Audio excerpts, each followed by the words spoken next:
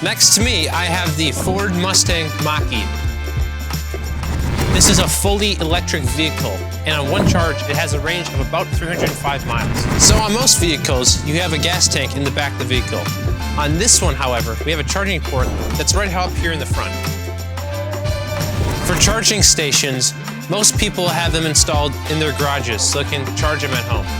Because this vehicle is electric, it gets instant acceleration, having a 0 to 60 time of about 4 seconds. This means that as soon as you put your foot down on the pedal, you will get immediately pinned to your seat. This specific Mach-E is a 2021 edition with under 17,000 miles. The tailgate opens like a hatchback, and it also comes with this cargo protector here. What this does is when you close the tailgate, it will actually cover whatever items you have in the cargo space so that nobody on the outside can see what you have. All of the controls for the vehicle will be located in this 15-inch screen up front, such as your music, your navigation, the temperature, your heated seats, and your heated steering wheel. One of the screens you can see is a 360-degree view of the vehicle. For sound, you get the B&O system for supreme audio quality. So we're out in the Mach-E, we're taking it for a little test drive. Right off the bat, you can tell the acceleration is supreme.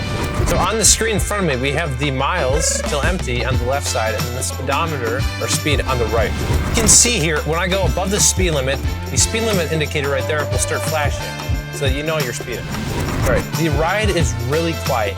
Even when you accelerate, you don't hear any noise at all. That's because it's electric, there's no engine. And those are some of the key features of this 2021 Ford Mustang Mach-E.